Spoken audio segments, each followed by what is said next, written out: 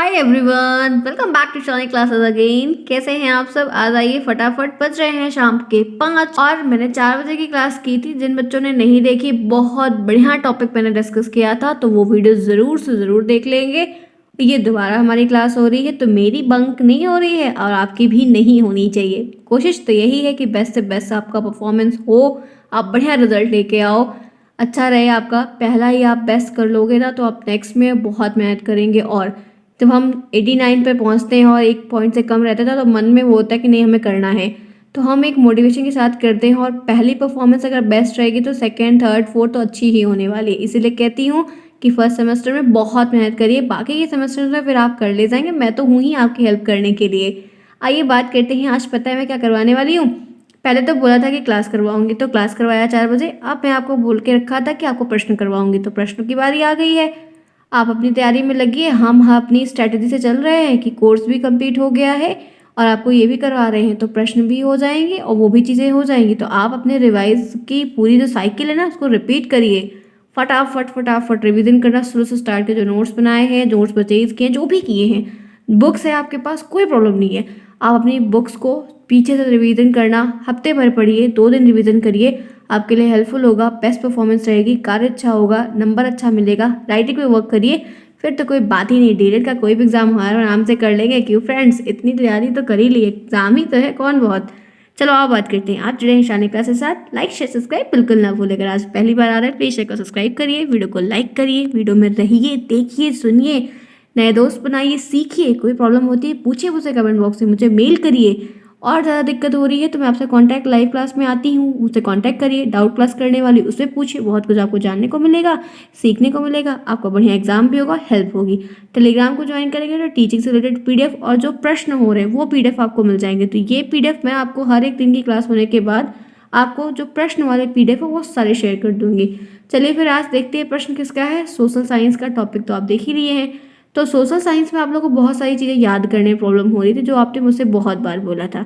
तो मैंने उस पर ध्यान रखते हुए अब एक एक चीज़ को रिवीजन करने के लिए भी मैंने सोच लिया है कि वो भी आपको करवाते चलते हैं। तो हिंदी का प्रश्न करवाया था, संस्कृत करवाया, बाल विकास करवाया, ये ले रही हूँ, मैथ भी ऐसे लेकर आऊँगी, ताकि आपका कोई भी सब्जेक्ट, कोई भी पॉइंट बचने ना पाए। चलिए फिर स्टार्ट करते हैं। जिन्होंने क्लास को अभी तक नहीं लाइक किया, फटाफट फटाफट लाइक करो, हम बढ़ते हैं आगे। एक एक प्रश्न करवाएंगे फ्रेंड्स। मैंने देखो प्रश्न पता है कितने लिए हैं, 30 से ज़्यादा लिए, 30 प्रश्न से ज़्यादा लिए हैं, लेकिन 1 लाइनर के रूप में लिए।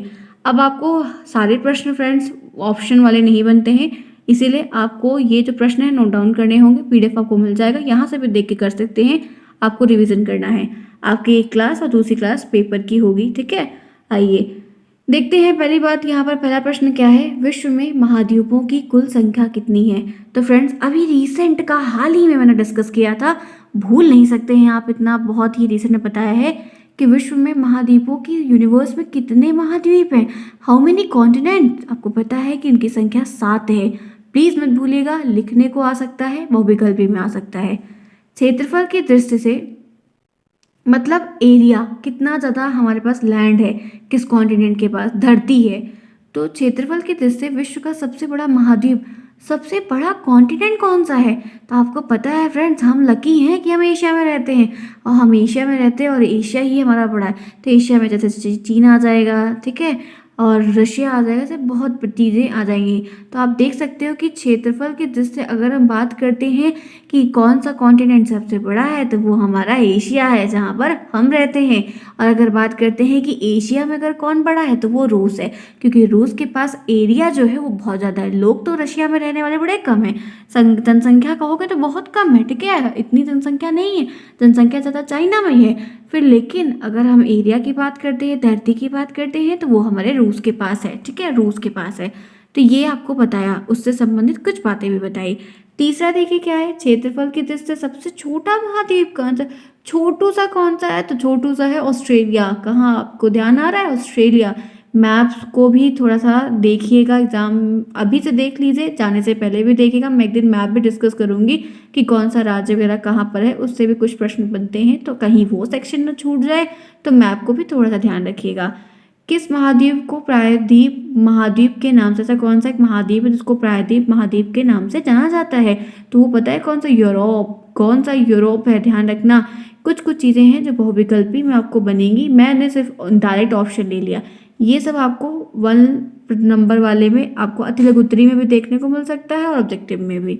चलो आगे, 5वां प्रश्न है, ग्रैंड बैंक कहाँ स्थित है? ग्रैंड बैंक कहाँ स्थित है? तो अटलांटिक महासागर में। कहाँ पर है? अटलांटिक महासागर। महाद्वीप कितने हैं? 7। महासागर कितने हैं? 5। इनकी संख्या और इनके नाम नहीं भूलना आप। चलो आगे आ जाओ।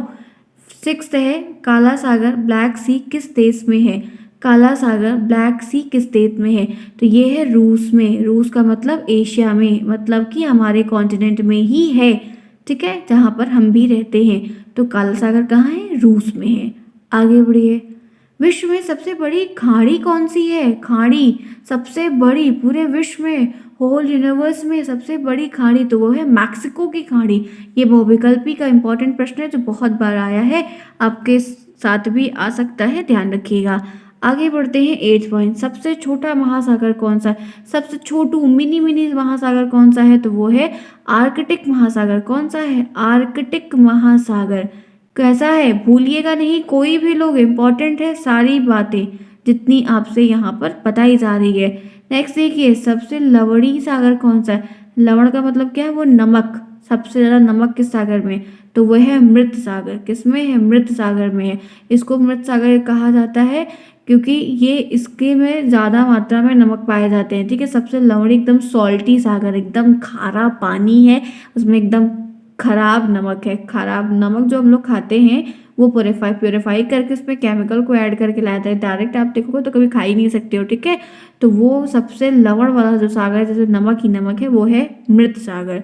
फिर है 10th प्रश्न की समुद्र पृथ्वी की सतह का लगभग कितना भाग घेरे हुए? जो समुद्र है वो पृथ्वी में कितनी जगह को घेरे हुए है? तो बताए 70%। 70% है, 70%। आप सोच लो कि समुद्र जो है वो पृथ्वी के सरफेस का लगभग 70% कैप्चर किया हुआ है, इतना बड़ा लैंडलॉर्ड है। सौरमंडल की खोज किसने की? तो कॉपर्निकस ने की, भूलना नहीं, ये बहुविकल्पी में कई बार आया है, आपके एग्जाम भी आ सकता है कि सौरमंडल की खोज किसने की? तो कॉपर्निकस ने की। फ्रेंड्स, मैंने 11 प्रश्न करवा दिए, तो क्या आप लोगों ने लाइक कर लिया? अभी तक सारे लोगों ने मिलकर कर दिया। प्रश्न आपके लिए है, इम्पॉर्टेंट है, पढ़ना है हमें, हम हर तरीके से पढ़ने का प्रयास कर रहे हैं। कुछ चीज़ें बाहर की भी बताएंगे क्योंकि प्रश्न बनते हैं सिलेबस के टॉपिक से, ताकि कहीं हमारा कोई सेक्शन छूट ना जाए। तो कोशिश मेरी यही है, इसीलिए आप लोग की भी कोशिश है कि आप लोग लाइक जोरों शोरों से करें। आपके जितने ज़्यादा लाइक्स और व्यूज़ रहेंगे, कमेंट्स रहेंगे, उतने मेरे लिए मोटिवेशन होगा। मैं फिर ऐसे खोज खोज के प्रश्न ले आऊँगी। किस ग्रह के सबसे ज़्यादा उपग्रह, ऐसा कौन सा एक ग्रह है? मैंने पूरी सस्ती जितनी पीछे की पढ़ाई उसी से लिया है, ठीक है। तो ये मत सोचना कि सिर्फ महासागर के बारे में ही है। किस ग्रह के सबसे ज़्यादा उपग्रह है? सैटेलाइट किसका सबसे ज़्यादा? ऐसा कौन सा एक प्लैनेट है जिसके पास सबसे ज़्यादा सैटेलाइट है? तो वो शनि है। और शनि के बारे में कुछ याद आ रहा है? रिंग होती है, ध्यान रखना, रिंग बताया था, ठीक है, वो जो कैप होती है वो वाली। नेक्स्ट चलो 13, किस ग्रह का कोई ऐसा कौन सा एक प्लैनेट है जिसके पास कोई भी सैटेलाइट नहीं? तो वो बुध है। यही एक ये है, बुध है। शुक्र भी आता है इसमें। ऐसा कौन सा है जिसके पास कोई सैटेलाइट नहीं है? तो वो बुध है। बुध के पास कोई भी ग्रह नहीं है। 14वां पॉइंट है, किस खगोलीय पिंड की किसी खगोलीय पिंड की चमकीली या प्रकाशमान पूंछ होती है?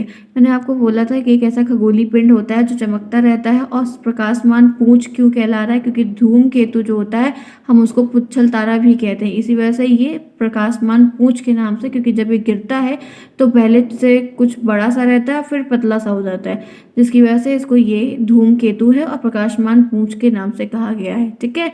तो सिंपल सी बातें हैं। फिर है एस्टर, सॉरी पूरा नहीं लिख पाए, टाइपिंग मिस्टेक हो गई है। एस्ट्रॉइड ग्रह किसके चारों ओर चक्कर लगाता है? जो एस्ट्रॉइड होता है वो किस ग्रह के चारों ओर, ये ग्रह एस्ट्रॉइड जो है वो किसके चारों ओर चक्कर लगाता है? तो सूर्य के चारों ओर चक्कर लगाता है, सूर्य की परिक्रमा करता है ये, ठीक है।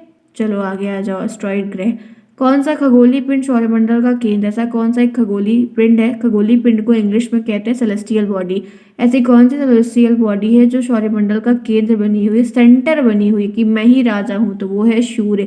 सन। और सूर्य जो है वो एक तारा होता है। तारा क्यों होता है? क्योंकि सूर्य में खुद का प्रकाश होता है, ग्रहों के पास खुद का प्रकाश नहीं होता है, इसीलिए ग्रह सूर्य का चक्कर लगाते हैं, वो उससे एनर्जी को लेते हैं, तब ये टिम टिम टिम टिम टिमटिमाते हैं। ठीक है, चलो, टिमटिमाते नहीं मतलब ग्रह रहते हैं। कौन सा ग्रह? ठंडा ग्रह। एक ऐसा कौन सा ग्रह है जो ठंडा है, कूल कूल, तो वो है बृहस्पति, जुपिटर। कौन सा ग्रह है? स्वामी राजा कहलाता है, बड़ा है, सबसे विशाल है भार में, ठीक है, सब कुछ चीज़ों सबसे अव्वल है, तो वो है बृहस्पति। टॉप रैंक पे कौन है? बृहस्पति। एक आकार किसका, ऐसा कौन सा एक ग्रह है जिसका आकार सबसे बड़ा है? तो वो भी है बृहस्पति। इसीलिए तीनों एक साथ लिया कि तीनों पॉइंट आपको क्लियर रहे अगर बनता है प्रश्न, और ये आकार वाला बनता है, ध्यान रखिएगा, भूलिएगा नहीं। चंद्रमा जब सूर्य और पृथ्वी के बीच में आता है तब क्या होता है? तो सूर्य ग्रहण लगता है। ये वेरी वेरी इंपॉर्टेंट है, कम से कम 200 बार इंपॉर्टेंट, 200% इंपॉर्टेंट है, क्योंकि बहुत बार पूछा गया है और ये हर सेमेस्टर में आता है, पीछा नहीं छोड़ता आपका। चंद्रमा जब सूर्य और पृथ्वी के बीच, चंद्रमा जो होता है वो सूर्य और पृथ्वी के बीच जब आता है तो चंद्र ग्रहण, सूर्य ग्रहण लगता है। ठीक है, सूर्य ग्रहण चंद्र ग्रहण क्या होता है, कब लगता है, ध्यान रखिएगा। टाइटन किस ग्रह का उपग्रह है? ये जो टाइटन है ये किस प्लैनेट का सैटेलाइट है? तो शनि का सैटेलाइट है। किसका है? शनि का। शनि के पास सबसे ज़्यादा सैटेलाइट है।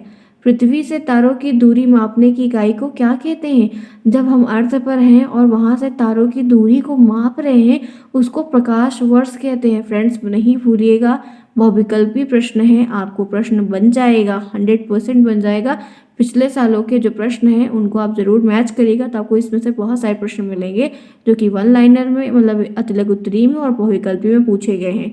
आगे चलते हैं। सौरमंडल का कौन सा ग्रह लाल ग्रह कहलाता है? तो वो है मंगल, क्योंकि इसमें आयरन ऑक्साइड पाया जाता है। याद आ रहा है कि नहीं याद आ रहा है? मैंने याद पढ़ाया था कि नहीं? आयरन ऑक्साइड पाया जाता है, जिसकी वजह से ये जो ग्रह है वो मंगल होता है। हमारी पृथ्वी जो होती है वो कैसी दिखती है, कुछ याद है? पृथ्वी कैसे दिखती है? कुछ याद आ रहा है आपको? पृथ्वी के बारे में, बृहस्पति के बारे में, आपको मंगल के बारे में बताया था। पृथ्वी कैसी दिखती है, मंगल कैसा, ये मंगल तो लाल है, पृथ्वी कैसी थी, मैंने आप लोगों को बताया था। कुछ याद है? बताइएगा, ये आप लोगों के लिए टास्क है आज का कि पृथ्वी कैसे दिखती है। जैसे मंगल जो ग्रह है वो लाल दिखता है, पृथ्वी कैसे दिखती है, और बृहस्पति कैसे दिखता है, ये सब कुछ याद आ रहा है? नीला ग्रह किसको कहते हैं, लाल ग्रह किसको कहते हैं, पीला ग्रह किसको कहते हैं, हरा ग्रह किसको कहते हैं, ये सब बताया था ना? तो ये सब आज आप लोग मुझे कमेंट बॉक्स में एक लाइन के बाद लाइन लिखकर बताएंगे। ठीक है, टास्क है आप लोगों के लिए, देखते हैं कौन बताता है, क्योंकि आप लोग का याद होना जरूरी है ना। पृथ्वी अपने अक्ष पर कितने अंश झुकी हुई है? तो 23.5 डिग्री। ये बहुविकल्पी का ऐसा एक प्रश्न है, बहुत इंपॉर्टेंट है, ध्यान रखिएगा। ये आपको लिखने को भी बहुत सारे कम आएगा, अतिलक उत्तरी में भी लिखने को मिल सकता है, नहीं तो छांटने को मिल सकता है। पृथ्वी अपने एक्सिस पर कितना है? तो 23.5 डिग्री। पृथ्वी का प्राकृतिक उपग्रह कौन सा है? तो वो चंद्रमा है। एक ही उपग्रह है पृथ्वी का प्राकृतिक उपग्रह। उपग्रह जो होता है वो दो प्रकार का होता है, एक आर्टिफिशियल होता है, एक प्राकृतिक होता है। ठीक है, आर्टिफिशियल को हिंदी में कृत्रिम कहते हैं। ठीक है, तो पृथ्वी का जो प्राकृतिक उपग्रह है वो चंद्रमा है, और एक ही है, ढेर सारे नहीं है, तो ये भी आपको पता होना चाहिए। आगे बढ़ते हैं। सौरमंडल में कौन सा ग्रह सूर्य के सबसे दूर है? जो सोलर सिस्टम है, और सोलर सिस्टम में प्रेजेंट टाइम में 8 ग्रह हैं। 8 ग्रहों का जो क्रम है वो मत भूलिएगा, क्रम से प्रश्न हर बार बना है, आपको करना होगा। तो सौरमंडल से सबसे दूर कौन है? तो वो है नेपच्यून। सबसे पास कौन है? तो वो है बुध। सबसे गर्म कौन सा होता है? वो है बुध, क्योंकि वो सबसे पास में है। आगे देखिए, सौरमंडल का सबसे छोटा ग्रह कौन सा है? वो है बुध ग्रह। साइज में सबसे छोटा कौन सा है? बुध ग्रह है, जो सौरमंडल में सबसे छोटा है। आकाश में सबसे चमकीला तारा कौन सा है? ये भी एक इंपॉर्टेंट प्रश्न जो पेपरों में बहुत बार डीएलएड में आया है, तो वो है साइरस, जिसको इंग्लिश में कहते हैं डॉग स्टार। याद आ रही है बातें? अभी तक जितने भी बैठे 28 प्रश्न बनाए, क्या कोई प्रश्न है जो ऐसा छूटा? नहीं छूटने देंगे, रिवीजन हो जाएगा। आगे चलते हैं। नेक्स्ट देखिए, सौरमंडल का सर्वाधिक गर्म ग्रह कौन सा है? गर्म, तो वो है शुक्र। शुक्र और बुध दोनों गर्म होते हैं। चंद्रमा पर पैर रखने वाला दुनिया का पहला व्यक्ति कौन है? नील आर्मस्ट्रॉन्ग, भूलिएगा नहीं, अच्छा प्रश्न है। फिर है पृथ्वी सूर्य के चारों ओर परिक्रमा लगाने में कितना वक्त लेती है? तो 365 दिन। कितना? 365 दिन। प्लूटो को ग्रह के बौने ग्रह में कब डाला? पहले क्या था पता है? 9 ग्रह थे। कितने थे? 9। फिर इसमें से प्लूटो को बाहर निकाल दिया गया। तो प्लूटो को कब बाहर निकाला गया? तो 2006 में उसको ड्वार्फ प्लैनेट में डाल दिया गया, कि प्लूटो जो है वो एक बौना प्लैनेट है। ठीक है, तो ये 32 मैंने वन लाइनर लिए। 32 वन लाइनर का मतलब आप समझ रहे हैं कि मैंने आपको 32 प्रश्न करवाया, 15 मिनट में करवाया, 32 प्रश्न हो गए। अब मैं एक बार फटाफट रिवीजन कर रही हूँ, आप भी लोग मेरे साथ बोलिए ताकि मेरे साथ एक बार रिवीजन हो जाए। पहला पॉइंट क्या है कि विश्व में महाद्वीपों की कुल संख्या कितनी है? 7। दूसरा पॉइंट क्या है कि क्षेत्रफल की दृष्टि से विश्व का सबसे बड़ा महाद्वीप कौन सा है? वो है एशिया, हमारा एशिया। फिर तीसरा है कि क्षेत्रफल की दृष्टि से सबसे छोटा महाद्वीप कौन सा है? तो वो है ऑस्ट्रेलिया। किस महाद्वीप में प्रायद्वीप महाद्वीप के नाम से जाना जाता है? वो है यूरोप। पांचवा प्रश्न है ग्रैंड बैंक कहाँ है? तो अटलांटिक महासागर में। काला सागर कहाँ पे है? रूस में है। सबसे बड़ी खाड़ी कौन सी है? मैक्सिको की खाड़ी। ऐसे याद कर लेना आप लोग। सबसे छोटा महासागर कौन सा है? तो आर्कटिक। लाल सबसे नमक वाला सागर कौन सा है? उसको क्या कहते हैं? तो मृत सागर। पृथ्वी की जो सतह है उस पर समुद्र कितना परसेंट है? तो 70% है। सौरमंडल की खोज किसने की? कोपरनिकस ने। ग्रह का सबसे ज्यादा उपग्रह कौन सा? ऐसा कौन सा ग्रह है जिसके पास सबसे ज्यादा सैटेलाइट है? तो वो है शनि। फिर किस ग्रह का कोई उपग्रह नहीं? वो है बुध। खगोलीय पिंड जो चमकती हुई पूंछ जैसी दिखती है वो क्या है? धूमकेतु। एस्टेरॉइड ग्रह के किसके चारों ओर चक्कर लगाता है? सूर्य के।